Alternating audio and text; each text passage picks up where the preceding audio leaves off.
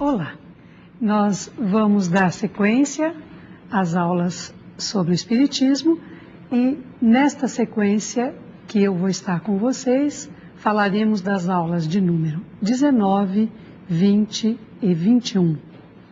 Neste momento, Kardec está apresentando para nós uma conversa que ele tem com um sacerdote da Igreja Católica.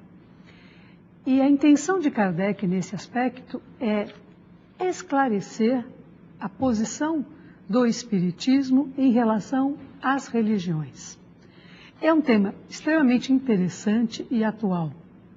Nós assistimos hoje, e em toda a história da humanidade nós vimos, as lutas que se travam entre as diversas religiões. Cada uma querendo se colocar como a dona da verdade.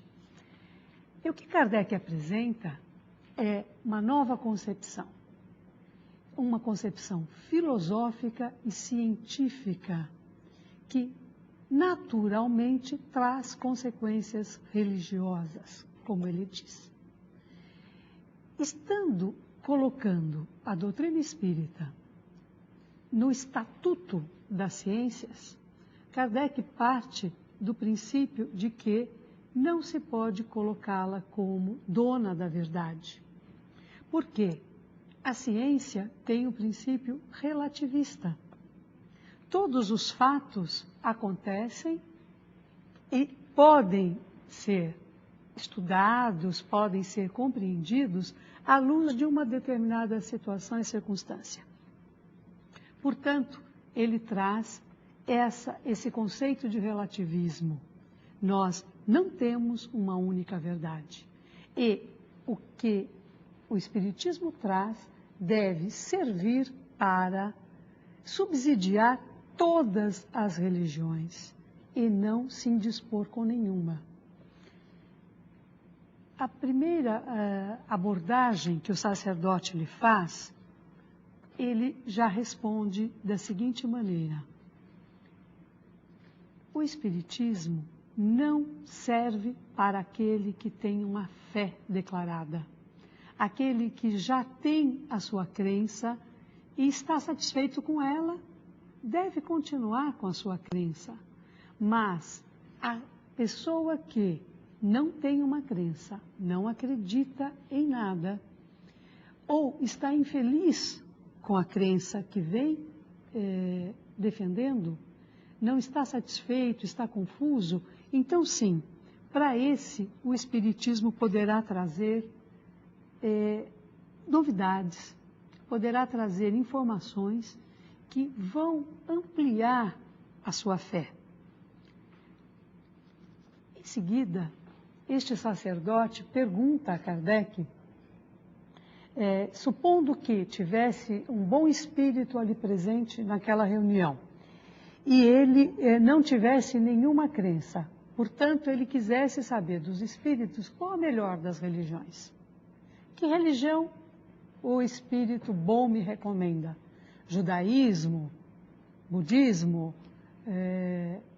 a católica, a protestante? Qual seria a resposta de um espírito superior? E Kardec tranquilamente responde que um espírito superior não recomendaria nenhuma das religiões nominalmente. Ele diria simplesmente: você deve praticar o bem. A caridade é a melhor das religiões. A prática do bem, portanto, cabe em qualquer das religiões. Com isto, Kardec vai proclamar aquela máxima que depois ele vai desenvolver mais tarde no Evangelho segundo o Espiritismo, colocando que fora da igreja não há salvação, não tem sentido.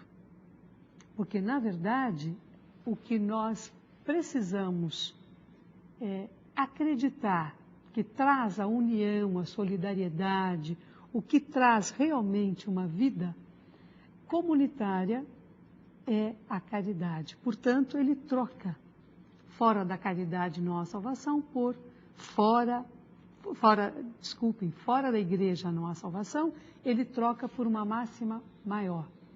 Fora da caridade não há salvação. E assim, entramos no assunto da aula de número 19, quando ele coloca mais uma diferença do Espiritismo para as demais religiões. Ele foca a liberdade da prática religiosa, a liberdade do pensamento, a liberdade de consciência, como sendo um princípio fundamental. Você não pode, em hipótese alguma, ofender nenhuma das consciências daqueles que te ouvem. Um bom espírito respeita o teu livre-arbítrio. Por isso, ele não pode impor nenhuma verdade. A prática religiosa é aquela que melhor lhe convém. O Espiritismo não tem sacramentos, não tem ritos. E isto o difere.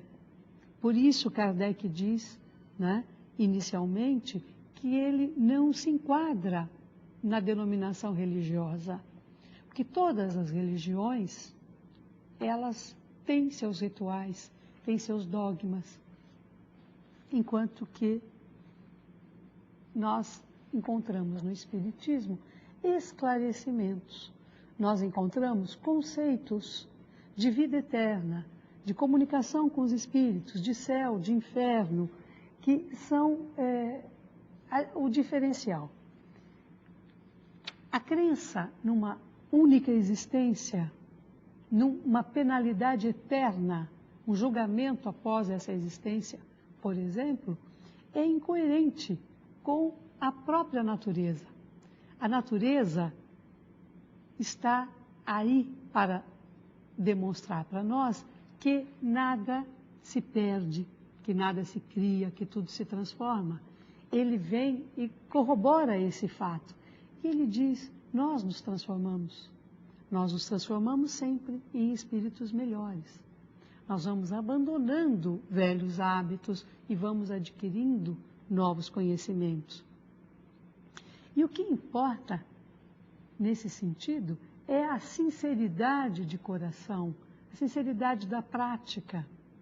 Não faz nenhum sentido eu afirmar que acredito em Deus, que eu temo a Deus, que eu faça um ritual semanal ou diário para louvar a Deus e na minha prática eu esteja condenando o meu irmão, eu esteja fazendo o mal.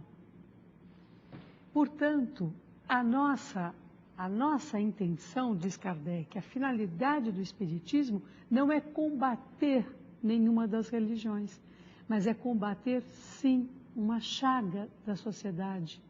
Ele está situado aqui na época de 1850. Nesta época, o materialismo tinha uma forte tendência de crescimento.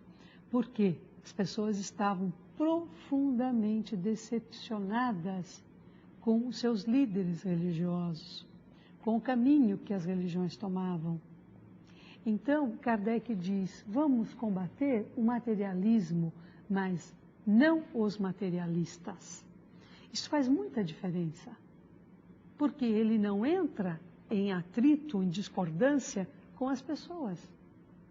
Mas ele quer sim discutir ideias, ele quer discutir conceitos, ele quer combater o ateísmo.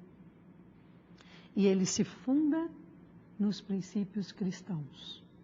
Ele coloca, né, que os fundamentos do Espiritismo estão todos eles de acordo com os ensinamentos de Cristo.